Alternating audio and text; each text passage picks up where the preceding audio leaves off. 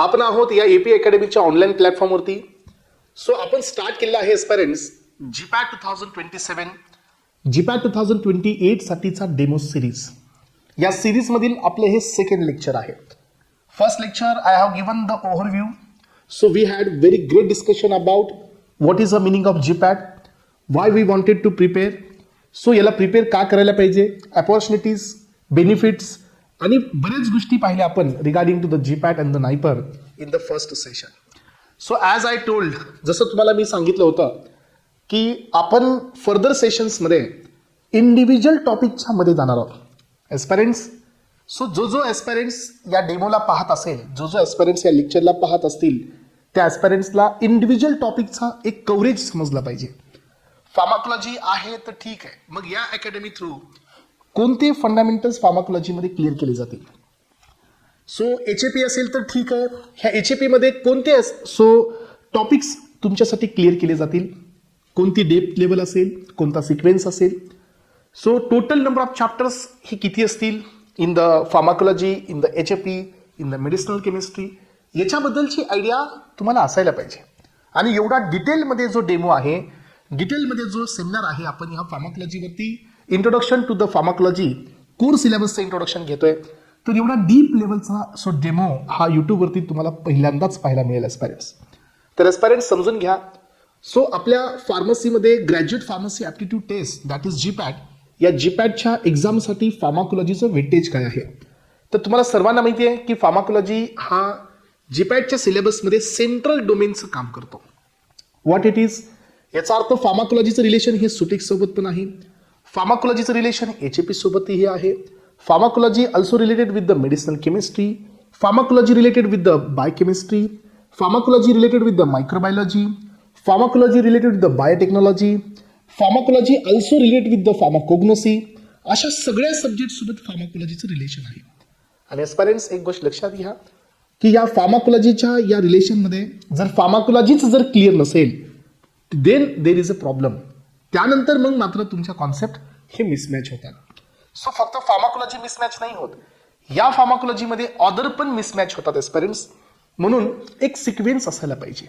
Most of the एस्पायरंट्स GPAT मध्ये fail का होतात, मोस्ट ऑफ द एस्पायरंट्स हे त्यांचा जर्नी बिगिन का नाही करू शकत, याचं प्युअर रिझन तुम्हाला समजतं. याचं प्युअर रिझन हे नाही आहे की जीपॅटचं मटेरियलची कमतरता आहे, नाही मार्केटमध्ये. So there is a plenty material जे जीपॅटच्या कॉम्पिटेटिव्ह एक्झामसाठी अवेलेबल आहे. But still aspirants, many students they are not able to crack this GPAT. याचं रिझन काय आहे तर एस्पायरंट्स याचं प्रॉपर रिझन आहे ते म्हणजे या सिलेबसमध्ये असणारे अप्स अँड डाऊन, ह्या सिलेबसमध्ये असणारे ट्विस्ट अँड टर्न्स जे की आपल्याला समजत नाही. फॉर एक्झाम्पल फार्माकोलॉजी लर्निंग पाहिजे तर आपण डायरेक्टली ANS मध्ये नाही जाऊ शकत. फार्माकोलॉजी लर्निंग पाहिजे सो आपण डायरेक्टली किमोकडे नाही जाऊ शकत. सो फार्माकोलॉजी लर्निंग पाहिजे तर तुम्हाला एक सिस्टमॅटिक स्टडी असायला पाहिजे, एक सिस्टमॅटिक अप्रोच असायला पाहिजे जिथून तुम्हाला एंट्री मिळेल. तर एस्पायरंट्स हा अप्रोच घेऊन मी तुमच्या समोर आलोय आणि यासाठी मी थोडंसं आता आजच्या लेक्चरमध्ये सिलेबसला तर डिस्कस करेलच, हे किती सिलेबस आहे, कोणते सिलेबस, कोणते टॉपिक्स आहेत, किती कोणते टॉपिक्स आपण घेणार आहोत, या सगळ्या गोष्टी डिस्कस करेलच. पण त्यासोबतच मी थोडंसं मध्ये जाईल तुमच्या या फार्माकोलॉजीच्या मध्ये. चला तर एस्पायरंट्स हे पहा, तुमच्यासमोर मी 2 प्रकारचे टॉपिक्स इथं दिलेले आहेत. एक टॉपिक आहे, हा जो कॉलम आहे तो बेसिक फाउंडेशनचा आहे. हा कॉलम बिलॉंग करतो so to the human anatomy and physiology. हा जो कॉलम आहे तो फार्माकोलॉजीचा आहे. हा कॉलम HAPचा आहे, तर हा कॉलम हा फार्माकोलॉजीचा आहे. तर एस्पायरंट्स मला तुम्ही सांगा की हे कॉलम मध्ये जे मी पेअर केलेलं आहे याचं काय रिझन आहे. हा तर एस्पायरंट्स याचं रिझन हे आहे की ही फार्माकोलॉजीची सिस्टम समजून घेण्याआधी so you need to understand this HAP, हे याचं मिनिंग आहे. सो हे पहा, आता माझ्याकडे ही पहिली सिस्टम आहे जनरल फार्माकोलॉजी. ही फार्माकोलॉजीची ॲडव्हान्स सिस्टम आहे. But aspirants before starting to the general pharmacology you should have some basic foundation from your intermediates that is the cell and the cell division and the animal tissue. हे basic असणं खूप गरजेचं आहे. म्हणजे पहा, मी इथून तुम्हाला काय सांगतोय, इथून मी तुम्हाला कोणते संकेत देतोय, तर मी तुम्हाला इथून सांगतोय की कोणत्याही कॉम्पिटेटिव्ह एक्झामला जात असताना एक रोडमॅप असतो. तो रोडमॅप जर तुम्ही करत गेलात तर प्रत्येक गोष्ट ही इझी वाटते. For example, so if you don't know the cell then you will not able to know about the nucleus. If you don't know the nucleus then तुम्हाला DNA माहीत नसेल if you don't know the DNA, डीएनएचे base pair समजणार नाही. जर DNA माहित नाहीये तर न्यूक्लियोटाइड न्यूक्लियोसाइड समजणार नाही. ते माहित नाही एस्पायरंट्स तर रेप्लिकेशन, ट्रान्सक्रिप्शन, ट्रान्सलेशन समजणार नाही. ते माहित नसेल तर मायटोकॉन्ड्रिया समजणार नाही. ते माहित नसेल तर सायटोप्लाझम समजणार नाही. मायटोकॉन्ड्रिया माहित नसेल तर टीसीए सायकल समजणार नाही. सायटोप्लाझम माहित नसेल तर तुम्हाला ग्लायकोलिसिस समजणार नाही. सो एस्पायरंट्स असं करत करत सगळ्या टॉपिकला हा प्रॉब्लेम क्रिएट होतो. त्यामुळे हा सिक्वेन्स बघा आणि हा सिक्वेन्स तुम्हाला व्हॅलिडेट करून दाखवेल. हे फक्त टॉपिकच नाहीत एस्पायरंट्स, याच्यामध्ये थोडंसं डीप पण आपल्याला जायचंय. I will explain in very well की याचा इम्पॅक्ट कसा असतो पहा. सो हे पहिली सिस्टम तुमची जीपीची आहे, जनरल फार्माकोलॉजी. सो सायमल्टेनियसली तुम्हाला हे टॉपिक कव्हर करण्याआधी absorption, distribution, metabolism, excretion, source of the drug, doses form, route of administration, so काही डेफिनेशन्स, फार्माकोडायनॅमिक, रिसेप्टार, रिसेप्टारमध्ये agonism, antagonism, C max, T max, area under curve, yes minimum effective level, maximum safety level, duration of action, half life, clearance, therapeutic index, therapeutic ratio, हे सगळं basic foundation आहे. Tolerance आहे, टॅकिफायलेसिस आहे, resistance आहे, हा सगळं basic foundation आहे. मग एस्पायरंट्स हे कोलॉजीचं बेसिक फाउंडेशन आहे, ॲज वेल एज हे सुटिक्सचं सध्या बेसिक फाउंडेशन आहे. जर जो एस्पायरंट्स कोलॉजीमध्ये जाण्याची इच्छा ठेवतो त्याला या कॉन्सेप्टची माहिती असणं खूप गरजेचं आहे आणि मी प्रूव्ह करून दाखवेल. हे मी आता फक्त सिलेबस तुम्हाला एक्सप्लेन करतोय, याच्यामध्ये मी डीप लेवलला पण जाणार आहे या लेक्चरमध्ये. आय विल जस्टिफाय यू की हे कसं एकामेकावर कोरिलेट करतं. बट एस्पायरंट्स हे सगळं समजून घेण्याआधी तुम्हाला या गोष्टी माहीत असणं खूप गरजेचं आहे. Cell division, cell, animal tissues. जर तुम्हाला हे माहीत नसेल एस्पायरंट तुमच्या बॉडीमध्ये किती प्रकारच्या मसल्स आहेत, skeletal muscle, smooth muscle, cardiac muscles, यांचे फंक्शन्स, यांचे स्ट्रक्चर्स, यांचा कंट्रोल, तर तुम्ही कोलॉजी नाही शिकू शकत. तर हा जो सेक्शन असतो ना, हा पहिलावाला, या सेक्शनला मी बेसिक फाउंडेशनचं नेम देतो. हे बेसिक फाउंडेशन म्हणजे हे इंटरमिडिएट्स पासून आपण घेतो 11-12 पासून. मग जो ॲस्पायरंट हे समजून घेण्याची इच्छा ठेवतो त्या ॲस्पायरंट्सला आधी हे समजून घ्यावं लागतं. पण आपल्याकडे असं होत नाही. आपल्याकडे ही पद्धत नाही आहे. अकॅडमीमध्ये वेगवेगळ्या कुणीतरी येतो डायरेक्ट तुमचा एने सुरू करून देतो, इथे येतो. आता एने जर तरी सुरू केला तर बेसिक सगळं व्हॅनिश आहे. ॲगोनिझम माहीत नाही, अँटागोनिझम माहीत नाही, सीमॅक्स माहीत नाही, टीमॅक्स माहीत नाही, area under curve, clearance, half life, tachyphylaxis, tolerance, cross tolerance, pseudo tolerance काहीही माहीत नाही आहे. Drug addiction, drug abuse, drug dependence माहीत नाही आहे. ॲडव्हर्स ड्रग रिएक्शन माहीत नाही आहे, आयडिओसिन्क्रेटिक रिएक्शन माहीत नाही आहे, टेराटोजेनेसिटी माहीत नाही आहे. याचा अर्थ काय की तो स्टुडंट इथून ज्या वेळेला सुरुवात करतो त्यावेळेला त्याच्या मेंटल कॉन्सेप्ट जे आहेत हे वीक होतात. आणि म्हणूनच हे फार्माकोलॉजी सगळ्यांच्या पाले नाही पडत. हे फार्माकोलॉजी जर तुमच्या पाले पडायचं असेल तर एक सिक्वेन्स आहे जो एस्पायरंट तुम्हाला एपीए देईल. हा सिक्वेन्स तुम्हाला एपीए देईल. या सिक्वेन्समधून तुम्ही तुमचा जर्नी पाहू शकता की आपण या बॅचमधून टॅगलाईन जी आपण दिलेली आहे, the journey begins from zero to hero, हा कसा होत असतो याचं कारण हे आहे. हे बघा, सगळ्यात आधी आपण या ठिकाणी जनरल फार्माकोलॉजी घेण्याआधी सगळ्यात पहिल्यांदा आपण द सेल डिव्हिजन घेतो, हे फाउंडेशन कंप्लीट करतो. त्याच्यानंतर आपण जनरल फार्माकोलॉजी घेतो. ह्या जनरल फार्माकोलॉजीमध्ये हा जो टॉपिक आहे स्टुडंट्स, ADME, हा कोणता टॉपिक आहे तर हा टॉपिक आहे सुटिक्स मधून. अलग लक्षात, हा ADME हा कोलॉजीचा कोर टॉपिक आहे का नाही, फार्मास्युटिक्स मधला. सो हा टॉपिक आहे बायोफार्मास्युटिक्स मधून. मग आता मला सांगा, बायोफार्मास्युटिक्सचा टॉपिक इथं काय करतोय. सो युजली कुणी स्टडी इथं नाही करत. बट स्टुडंट्स तुम्हाला माहिती आहे का, जो स्टुडंट ADMEला इथं स्टडी नाही करणार त्या सगळ्या गोष्टी इथं मिसमॅच होणार. हे सगळं त्याला नाही समजणार. म्हणूनच एक सिक्वेन्स लागतो. ADME हा इथंच का पाहिजे याचं तुम्हाला रिझन माहीत असायला पाहिजे. सो आपण फार्माकोकायनेटिकच आधी का, डायनॅमिक नंतर का, याचं सध्या रिझन माहीत असायला पाहिजे. आणि एस्पायरंट्स हे समजून झाल्यानंतर मग आपल्याला पुढे जावं लागतं. सो हे बघा, pharmacogenomics, adverse drug reaction, drug interaction, clinical pharmacology, pharmacovigilance आणि काही इसेन्शियल ड्रग्स, ऑर्फन ड्रग्स या कॉन्सेप्टकडे. ह्यानंतर तुमचा GP कंप्लीट होतो. येस, मी मध्ये गेलो नाही, मी आता फक्त सिलेबसचं एक्सप्लेनेशन देतोय की AP अकॅडमी ह्या बॅचमध्ये जी आपण बॅच नेक्स्ट मंथपासून सुरू करतोय, या बॅचमध्ये AP अकॅडमी सिलेबसला कसं रन करेल, फार्माकोलॉजीला कसं रन करेल. पुढच्या लेक्चरमध्ये सुटिक्स मिळेल, त्याच्या नेक्स्ट लेक्चरमध्ये कोग्नोसी मिळेल, त्याच्या नेक्स्ट लेक्चरमध्ये तुम्हाला सर्व सब्जेक्ट्स पाहायला मिळतील. Then you will get the idea की AP अकॅडमी ही त्या डेप्थ लेवलला जाते की नाही, याच्यावर तुम्ही आयडिया घेऊ शकता. आणि एवढे डेप्थ लेवलचे डेमोन्स्ट्रेशन्स हे यूट्यूबवरती तुम्हाला पहिल्यांदाच पाहायला मिळत असतील. मग आता पहा, जसं इथपर्यंत आपण पोहोचू एस्पायरंट्स ह्या सगळ्या कॉन्सेप्टला घेऊन, यानंतर तुम्हाला आता ॲटॉनॉमिक नर्वस सिस्टम सुरू करावी लागते. बट एस्पायरंट्स मी तुम्हाला सांगितलं की ॲटॉनॉमिक नर्वस सिस्टम मध्ये खूप सारे चॅप्टर्स आहेत.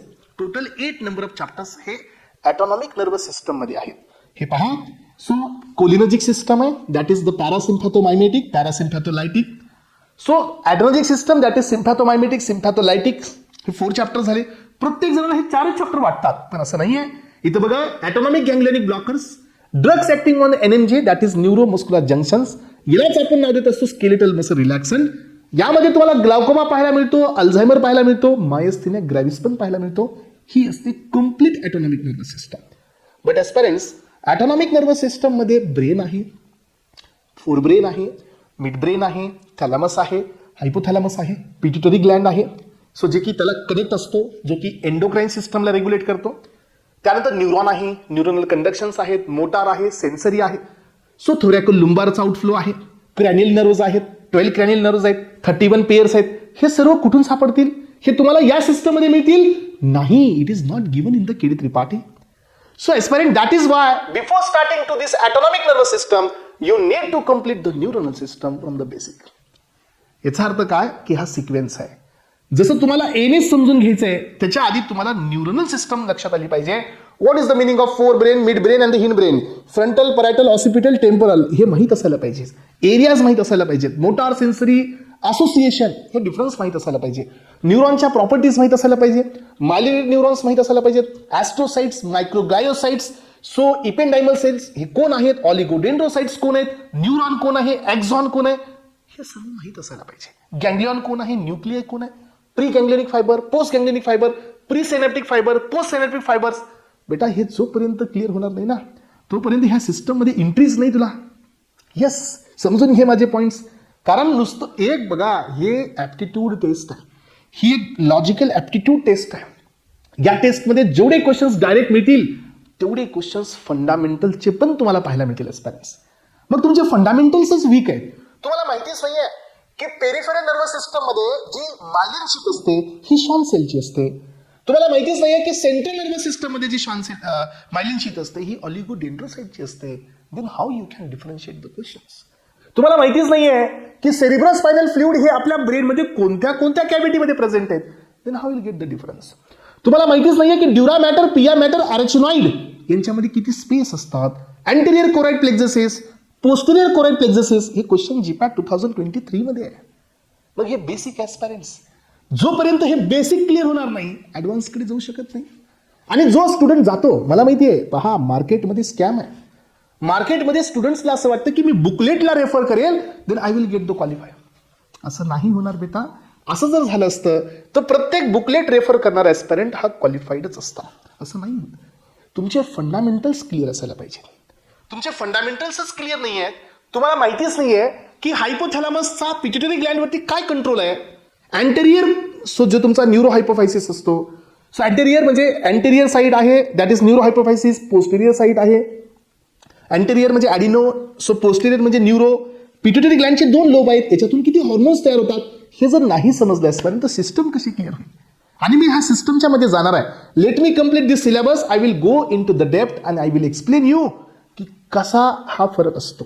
तुम्हाला मी सांगतो. Just wait and watch. मग आता पहा, हे ॲटॉनॉमिक नर्वस सिस्टम समजून घेण्याआधी सो न्यूरोनल सिस्टमचं या ठिकाणी बेसिक फाउंडेशन झालं पाहिजे. Neuron, types of neuron, multi neuron, multipolar, bipolar. आपल्या बॉडीमध्ये सांगा की बायपोलार न्यूरॉन्स हे फक्त 2च लोकेशनला असतात. कुठे असतात? सो आपल्या बॉडीमध्ये myelin sheath, non myelin sheath असते. कोणत्या न्यूरॉनमध्ये फास्टेस्ट कंडक्शन होतं सांगा. सो आपल्या ब्रेनमध्ये स्कॅव्हेंजर सेल कोण असतो सांगा. आपल्या ब्रेनमध्ये मेडुला ऑब्लंगेटा हा ब्रेनचा कोणता पार्ट असतो सांगा.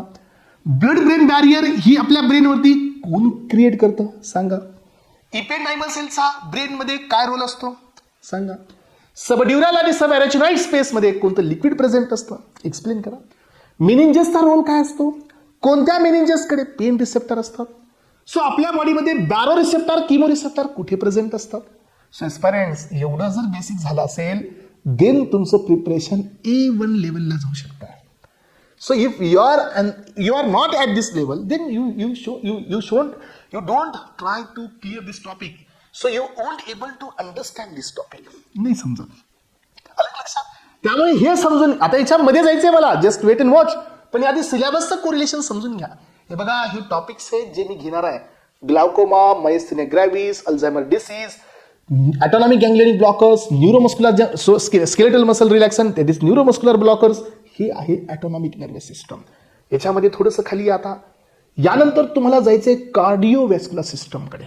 तुम्हाला माहिती आहे स्टुडंट्स, आपल्या बॉडीमध्ये हायपरटेन्शनचा प्रॉब्लेम आहे. आपली बॉडीमध्ये पहिले 2 पॅरामीटर, बॉडीमध्ये जे सर्क्युलेटरी सिस्टम आहे ही क्लोज्ड आहे, सर्क्युलेटरी सिस्टम आहे ही डबल आहे. मग आपल्याकडे क्लोज सिस्टममध्ये 3 वेसल आहेत. एक आहे आर्टरी, सेकंड वन आहे Wien, third one is capillaries. त्याचं सध्या क्लासिफिकेशन झालं पाहिजे. तुम्हाला विचारलं जर मी, सांगा की आपल्या नेफ्रॉनमध्ये कोणत्या टाईपच्या कॅपिलरीज आहेत, सांगता येऊ शकतं? तुम्हाला जर हे विचारलं की बॉडीमध्ये कुठे कुठे आर्टरी आहे पण डिऑक्सिजनेटेड ब्लड आहे, सांगता येऊ शकतं? Systolic blood pressure, diastolic blood pressure सांगता यायला पाहिजे. एस्पिरन्स, हायपरटेन्शन सांगता यायला पाहिजे. स्ट्रोक व्हॉल्यूम सांगता यायला पाहिजे. कार्डियक आउटपुट सांगता यायला पाहिजे. रेनिन अँजिओटेन्सिन अल्डोस्टेरॉन सिस्टम सांगता यायला पाहिजे. याचा अर्थ काय की बेसिक बेटा हे तुझ्या ऍडव्हान्स लेवल आहेत. पहा, हायपरटेन्शन, कंजेस्टिव्ह हार्ट फेल्युअर, अंजायना पेक्टोरिस, इश्चेमिया, अरेथमिया, हे कोणत्या सिस्टम आहेत? हे ऍडव्हान्स सिस्टम आहेत. बट बेटा हे समजून घेण्याआधी तुला ब्लड माहीत असायला पाहिजे. Blood means what? It is a false connected tissue. Yes, याला बनवतो कोण? कुठं तयार होतं? बोलणारं काय असतो? स्टेम सेल पासून कोणते कोणते ब्लड सेल्स तयार होतात? ब्लडमध्ये प्लाझ्मा काय, सॉलिड कार्पस्कल्स काय, आरबीसीच्या प्रॉपर्टीज, डब्ल्यूबीसीच्या प्रॉपर्टीज, प्लेटलेटच्या प्रॉपर्टीज, आरबीसी मध्ये अँटीजन, त्याच्यामुळे ब्लड ग्रुप, त्याच्यामुळे ब्लड क्लॉटिंग. किती कॉन्सेप्ट आहेत हे. येस, याच्यावरती फॅक्टर्स असतात. आपल्याकडे कॅस्केड्स ऑफ मेकॅनिझम होते.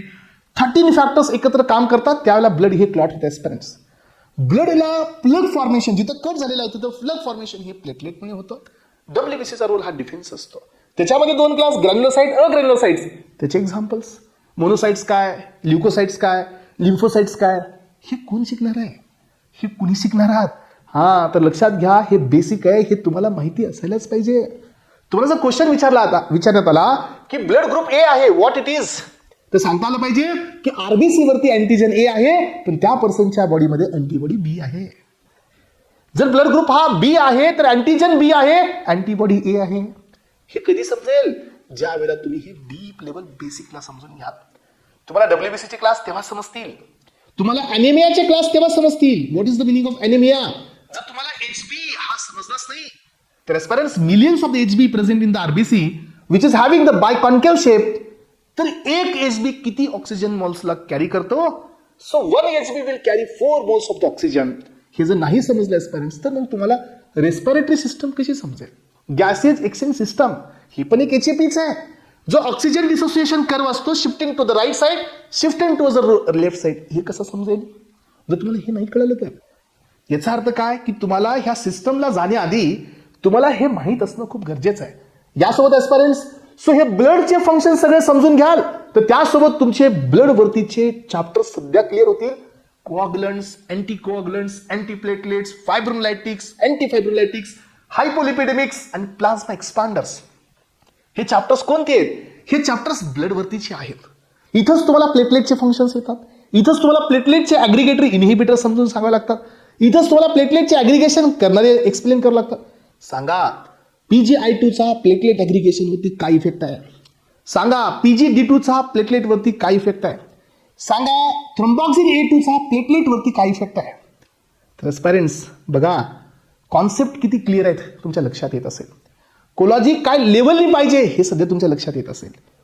या लेवलमधून जर गेला नाहीत तर कॉम्पिटिटिव्हची दुनिया विसरा. बुकलेट्स रेफर करून कधीच क्वालिफाय होत नाही.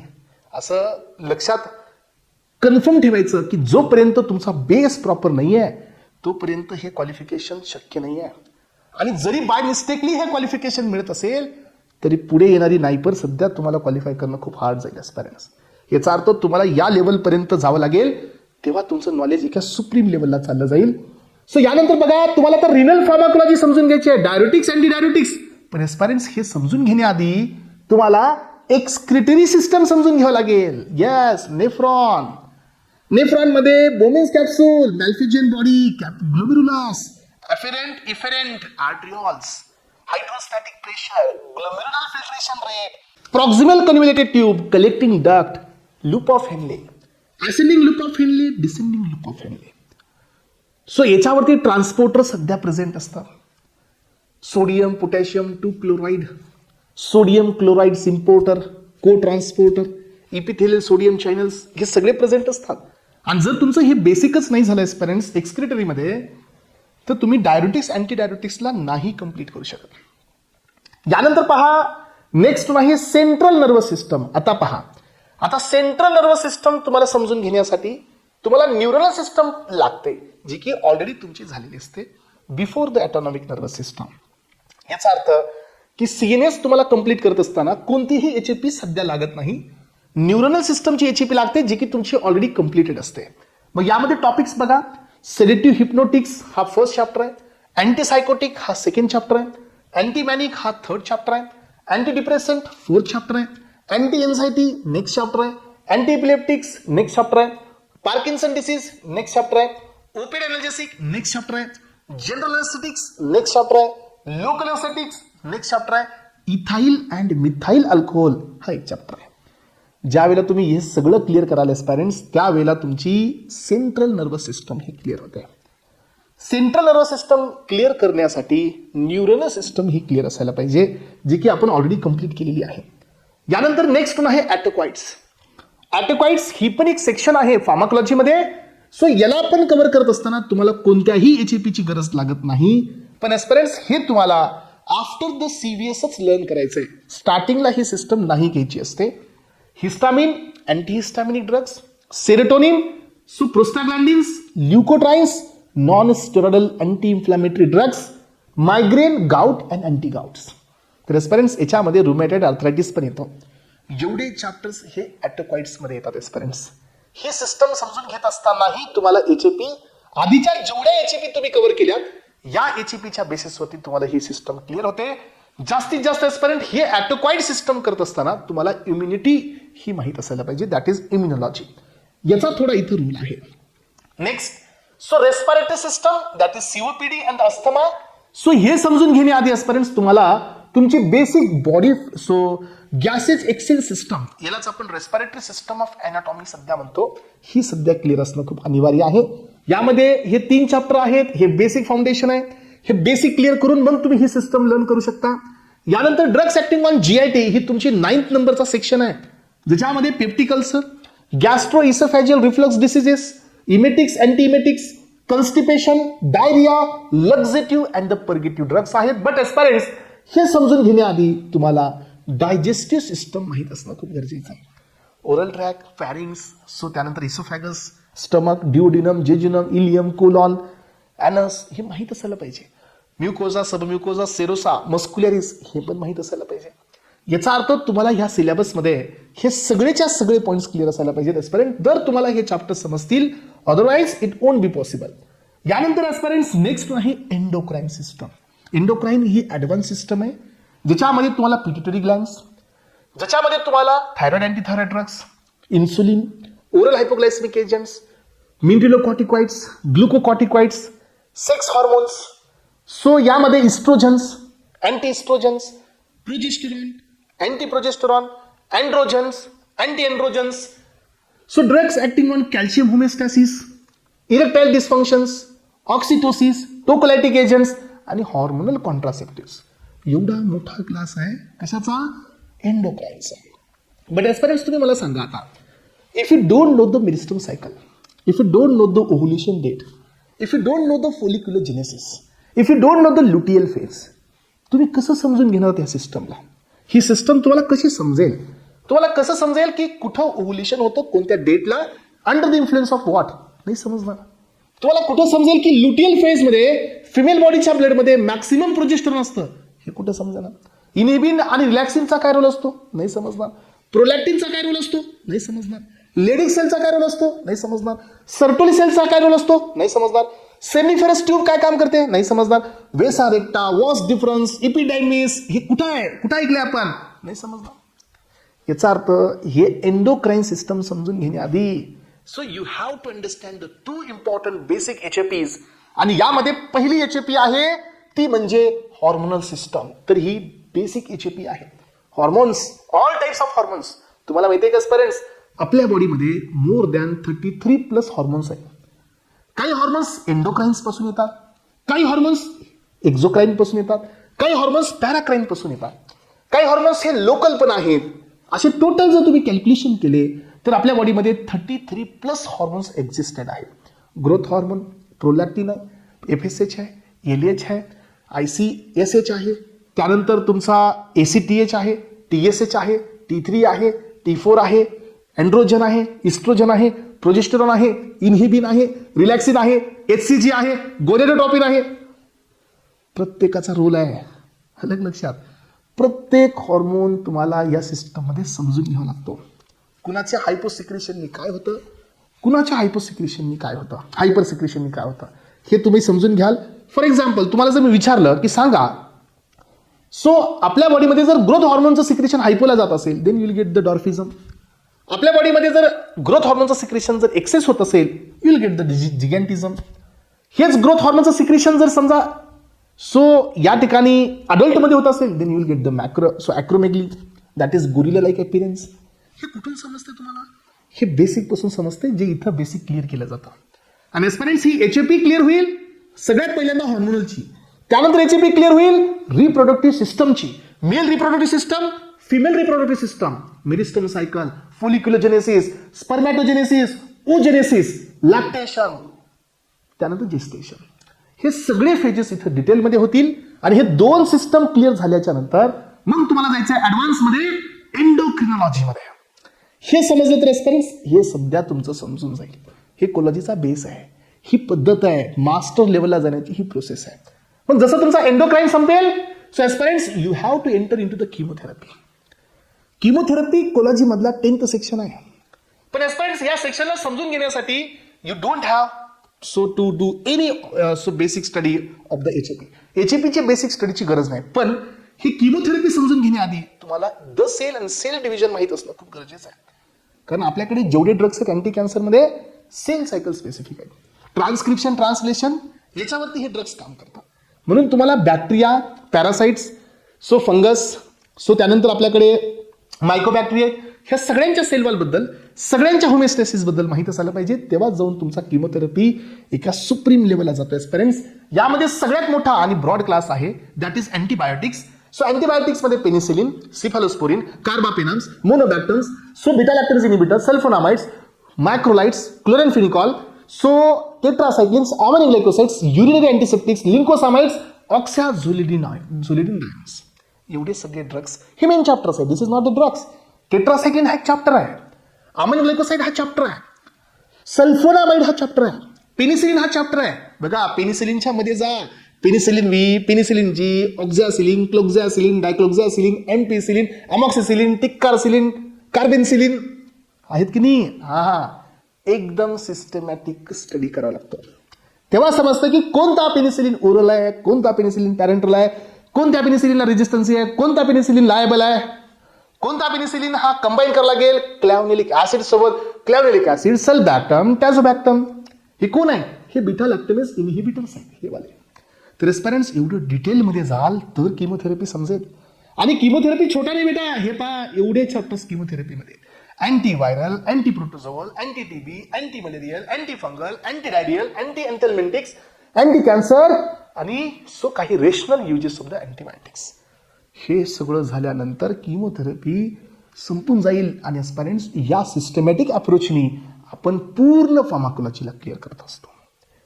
ही फार्माकोलॉजी 10 सेक्शनची आहे. And if you calculate the number of chapters, then as parents there is a more than 65 chapters in the pharmacology. पण काय होतं माहितीये का, सगळ्यात मोठी मिस्टेक काय होते हे बघा. जो मेंटर असतो तुमचा, हे क्लास घेणारा, तो सगळ्यात आधी येतो तो मी किमो घेतो.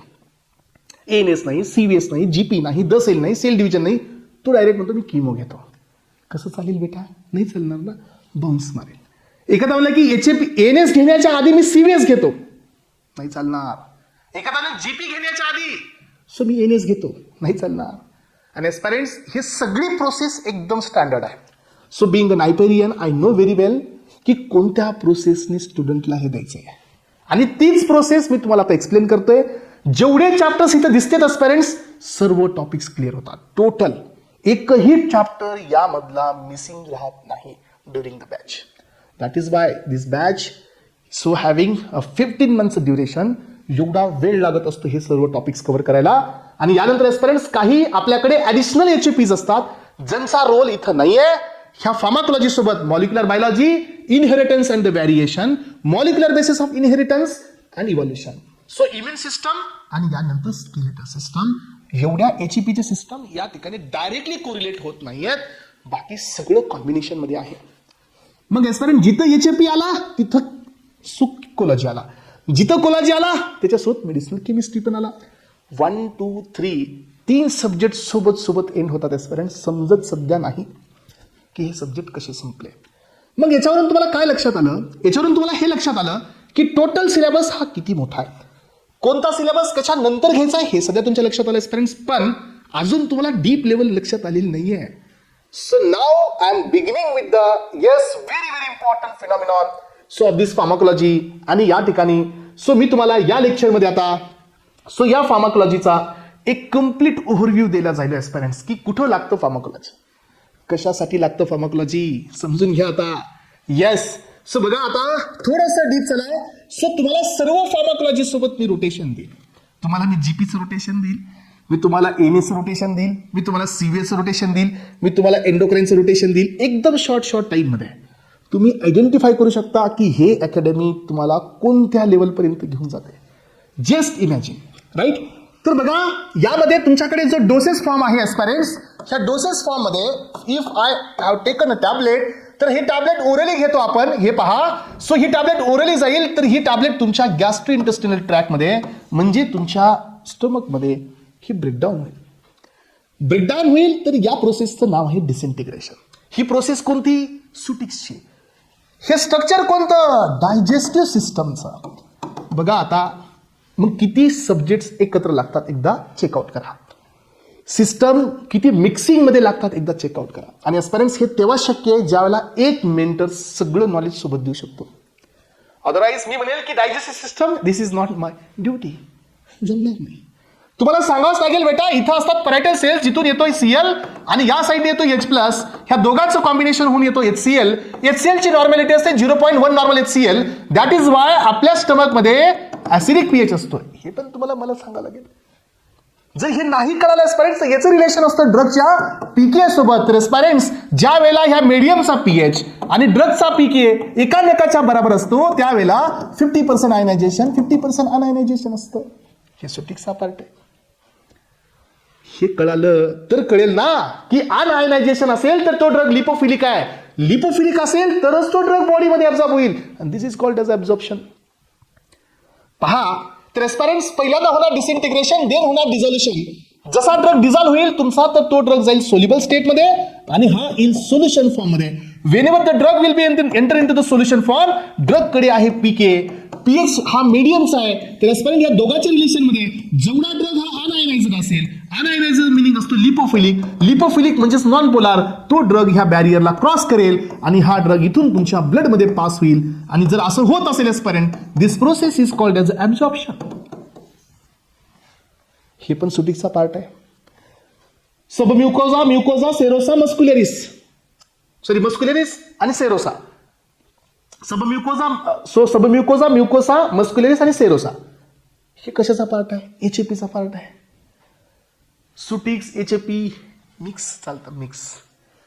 जोपर्यंत असं जाणार नाहीत ना तोपर्यंत कसं क्लॅरिटी येणारच नाही. मग आता जसा ड्रग ऍब्झॉर्ब होईल एस्पिरंट, चला मग ऍब्झॉर्प्शनच्या डेफिनेशन कडे चला.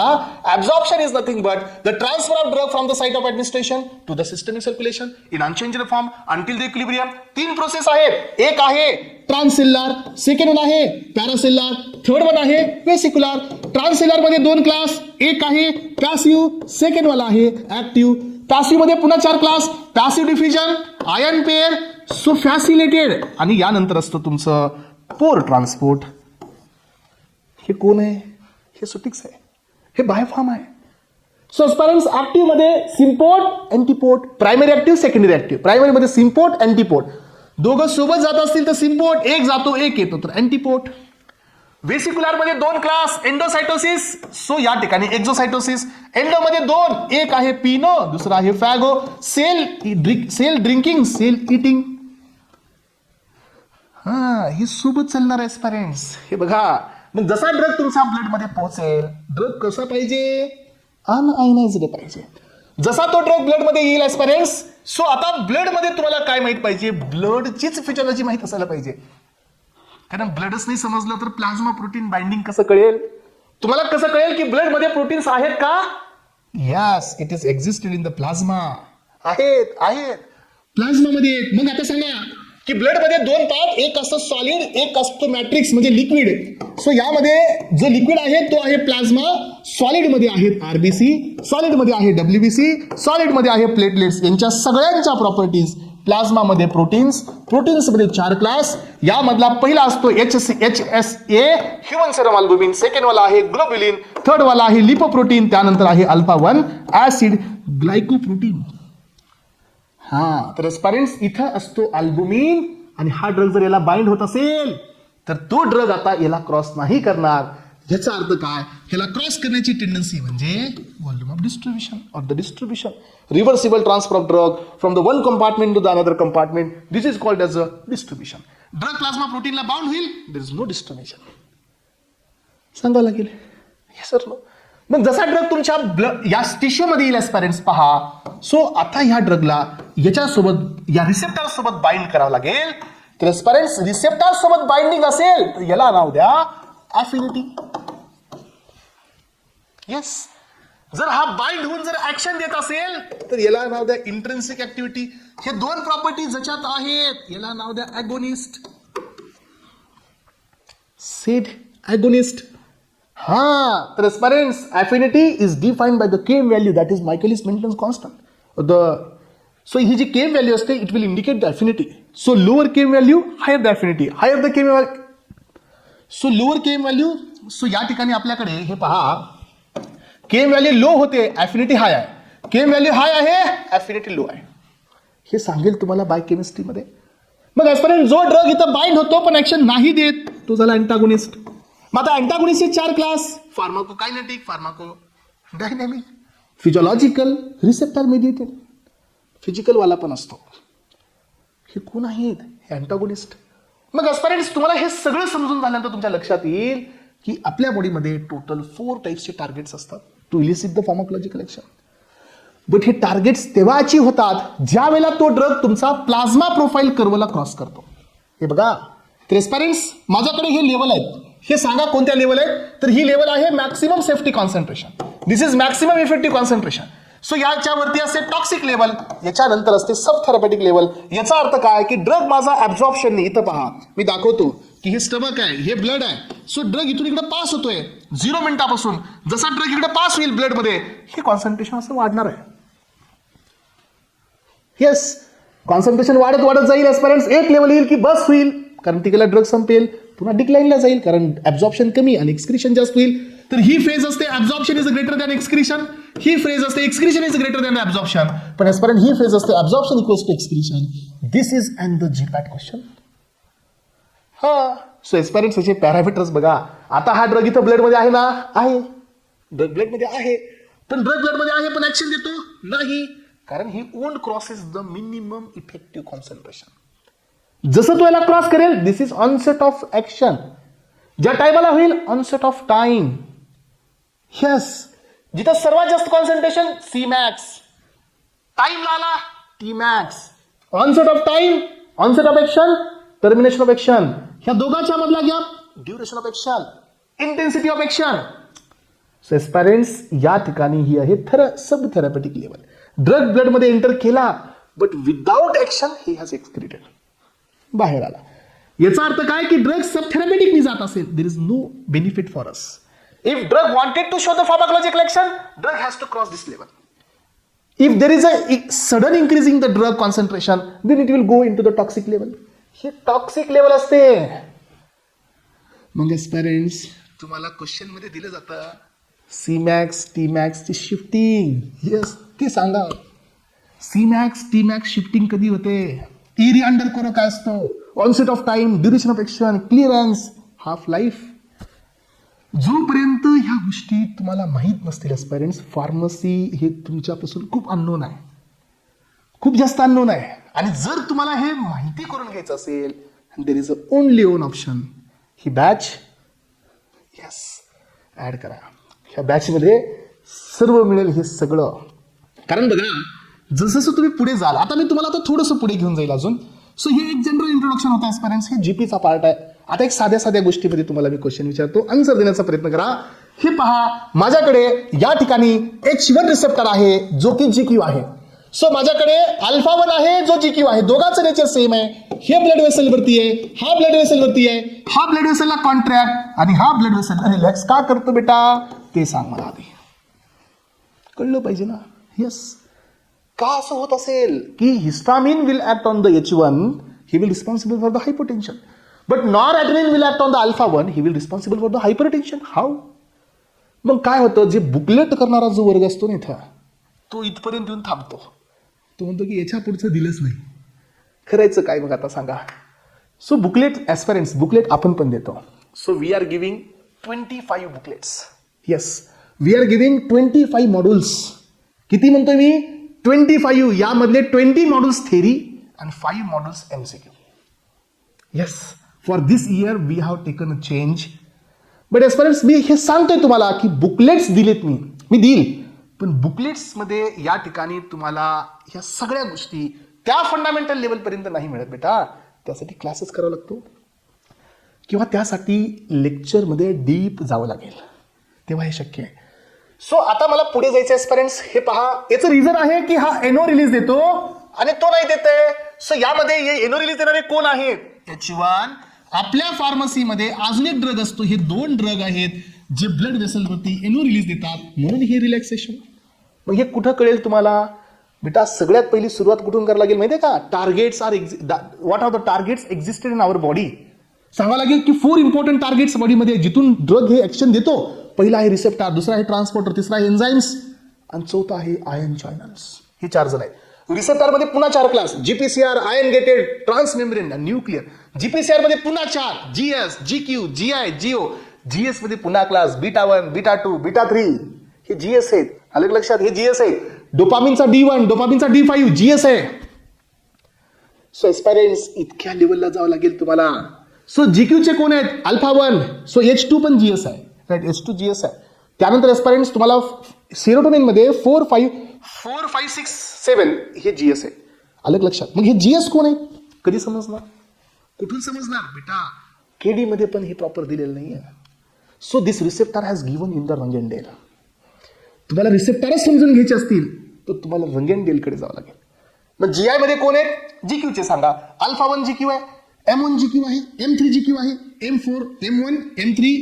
सो M1, M3 GQ आहेत, M2, M4 GI आहेत, अल्फा 1 GQ आहे. सो त्यानंतर पहा H मधला H1 GQ आहे, H2 GS आहे, H3 GI आहे, H4 GQ आहे. हे GQ नेचरचे झाले. तर ॲस्पायरंट्स, आपल्याकडे GI कोण कोण आहेत? अल्फा 2 GI आहे, M2 GI आहे, M4 GI आहे, येस म्यू रिसेप्टर GI आहे, केपा GI आहे, डेल्टा GI आहे, गाबा बी हा GI आहे. बरं, आता हे समजणार नाही तुम्हाला बेटा, कारण एवढ्या इमिडिएटली ह्या गोष्टी नाही क्लिअर होत असतात. It takes some time. हे टाइम घेणाऱ्या गोष्टी आहेत आणि ज्या दिवशी तुम्हाला कळेल ना, हे GI, GS, GQ, GO सगळं क्लिअर होत चाललं जाईल. हे बघा, हे अनफोल्डिंग आहे. सो एक अनफोल्ड करा, भरपूर पुढे झालं. आयन गेटेड कोण कोण आहेत सांगा? 5HT3 आयन गेटेड आहे, गाबा A आयन गेटेड आहे, गाबा C आयन गेटेड आहे, AMPA आयन गेटेड आहे, NMDA आयन गेटेड आहे, निकोटिनिक न्यूरोनल आयन गेटेड आहे, निकोटिनिक मस्कॅनिक आयन गेटेड आहे. मग का समजणार नाही कोलॉजी? जर तुम्ही ह्या लेवलला गेलात तर समजेल ना, प्रत्येक पॉईंट समजेल. ॲस्पायरंट्स, हे बघा, हे तुम्हाला समजल्यानंतर मग पुढे जाता येतं. सो आता तुम्हाला माझा क्वेश्चन आहे की यामध्ये हार्टवरती आपल्याकडे चेंबर आहेत बघा. आता चेंबर आले, बेसिक माहीत पाहिजे की नाही बेटा? कुठंच असं नाही जिथं लिंक नाही. तुम्हाला सांगावं लागेल, इथं SA नोड असतो, इथं AB नोड असतो, हे bundle of His, Purkinje fibres. Basic बघा, HAP. हे atrioventricular septum, atrioventricular septum, interatrial septum, interventricular septum. इथं असते ट्रायकस्पिड वॉल, इथं असते बायकस्पिड वॉल. यालाच नाव द्या मिट्रल वॉल. इथं असतात 3 जण, superior vena cava, inferior vena cava, coronary sinus. इथं असतात 2 वॉल, एक असते इस्टाचियन, दुसरी असते थेबेसियन. इथं असतो आवर्टा, इथं असते आवर्टिक. इथं असते semi lunar wall on the pulmonary artery. बघा आपण चाललो कुठं, ऍडव्हान्स मध्ये. काय पाहिजे मग, बेसिक. मला सांगा, आपल्या हार्टचा जो साऊंड असतो तो काय असतो, धडधड असतो? नाही, तो साऊंड असतो लपडप लपडप. कशामुळे असतो सांगा? हा लपडप असतो ह्या वॉल ओपनिंग आणि वॉल क्लोजिंग मुळे. बघा, stroke volume, cardiac volume, heart beat. So aspirants, तुम्हाला माहिती आहे का, आपल्या बॉडीमध्ये 0.8 सेकंडची सायकल असते. तुम्हाला मी सांगतो, जीपॅट 2024 मध्ये 0.8 फॉर द ॲट्रियल सिस्टोल असं दिलेलं आहे का? केडीमध्ये कुठंच नाही. चॅलेंज देऊन सांगतो, केडीमध्ये हे कुठंच नाही. But this was the question in the GPAT 2023. येस, आहे. Atrial diastole for the 0.7, ventricular systole 0.3, ventricular systole 0.5, joint diastole 0.4. हे टाईम कुठून मिळतील तुम्हाला? करा cross check. Atrial systole 0.1, atrial diastole 0.7, ventricular systole 0.3, ventricular diastole 0.4 आणि 5 आणि जॉईंट डायस्टोल 0.4. ह्या सगळ्यांचं कॉम्बिनेशन काय असतं? 0.8 सेकंड. कुठून सापडेल हे बेटा? एचएपीत सापडेल ना. हा, एचएपी सापडेल. एचएपी भी माहित असायला पाहिजे. कोण शिकवेल? एपीए शिकवेल. ओके, तर लक्षात घ्या पेरेंट्स, यामध्ये मग तुम्हाला आता आपल्याला सांगावं लागेल की इथं आहे तुमचा M2, इथं आहे तुमचा β1. हे दोघेही कुणावर असतात? इथं असणारे एसए नोड वरती असतात. इथं पहा, इथं आहे एसए नोड, यामध्ये आहे M2, या साईडला आहे β1. सो जसं तुम्ही इथं पाहता की माझ्याकडे हे ब्रेन आहे, हे स्पायनल कॉर्ड, हा सर्वायकल, हा थोरॅसिस, हा लुंबार, हे सॅक्रल. थोरॅसिस मधला न्यूरॉन इथं एंड, इथं असतो हा गँग्लियॉन. इथं कोण असतो? ऍसिटिल कोलिन. सॅक्रल मधला न्यूरॉन इथं एंड, इथं कोण असतो? ऍसिटिल कोलिन. असं कसं झालं सर? हे आम्हाला माहित आहे बेसिक. सिस्टम कोणती असो, सिम्पॅथॅटिक असो की पॅरा, गँग्लियॉन दोघाचा एकच असतो, कोलिनर्जिक. हे नाही कळालं बेटा तर किती अवघड आहे, समजायचं की नाही? हे फायबर्स दोघांचंही कोलिनर्जिक असतं.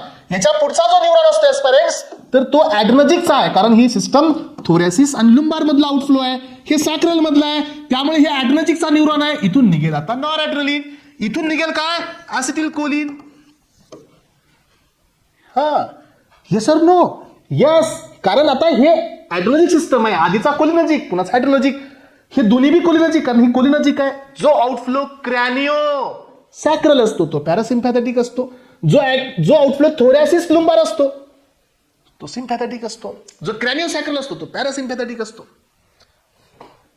प्री दोघाचा पण कोलिनर्जिक असतो. सिम्पॅथॅटिक मध्ये प्री हा लॉंग आहे, पोस्ट प्री हा शॉर्ट आहे, पोस्ट हा लॉंग आहे. पॅरामध्ये प्री हा लॉंग आहे, पोस्ट हा शॉर्ट आहे. हे सध्या बेसिक माहित असायला पाहिजे बेटा. रेस्ट अँड डायजेस्ट, फ्लाईट और फाईट, ही सिस्टम कोण आहे?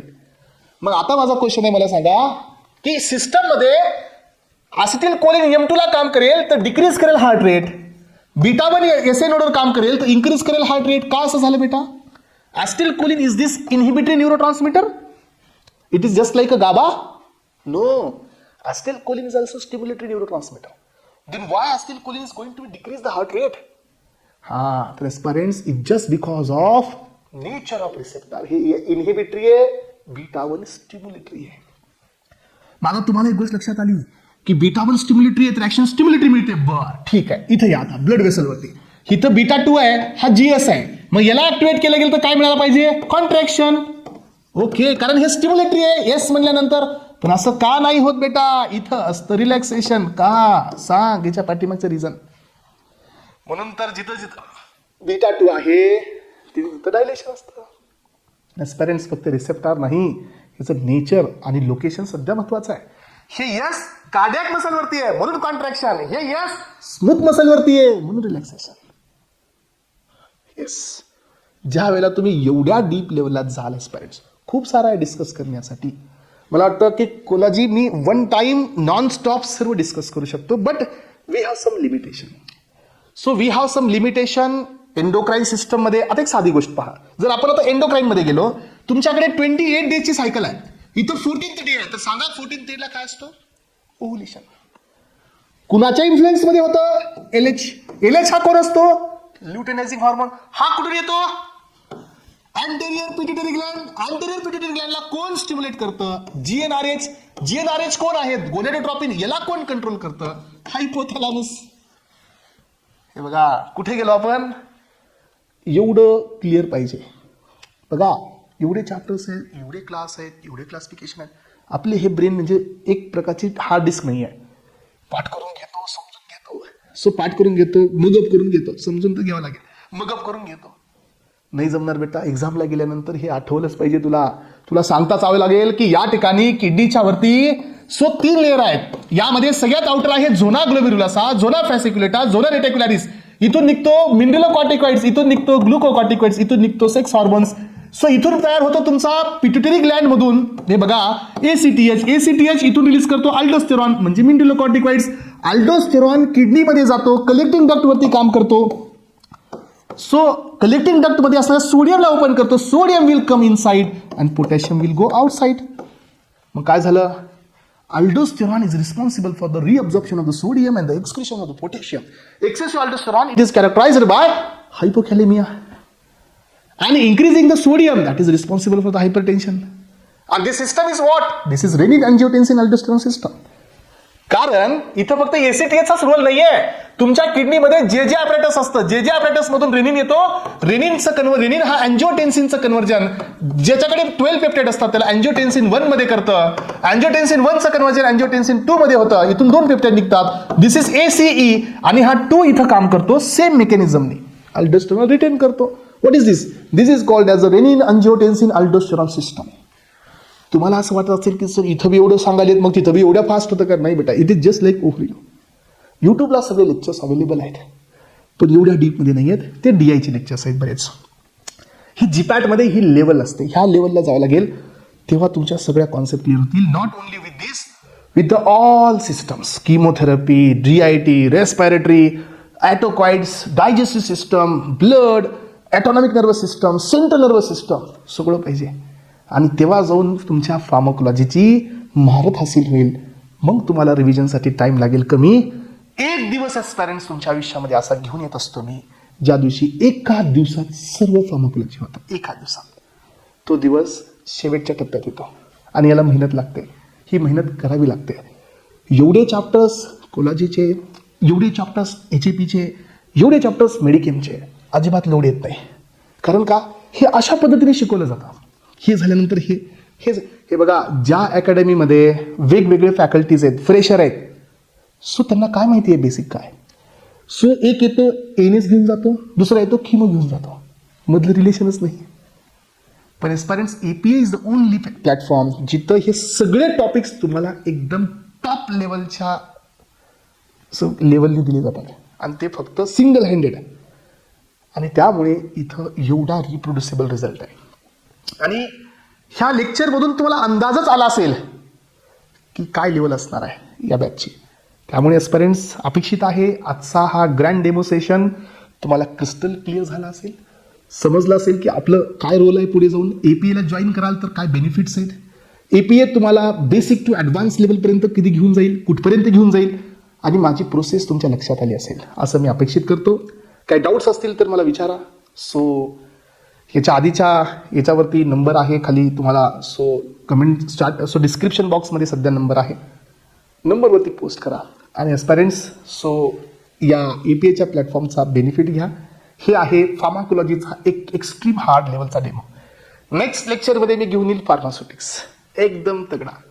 ओके, चला, thank you so much aspirants, thank you so much. Nice, have a nice day.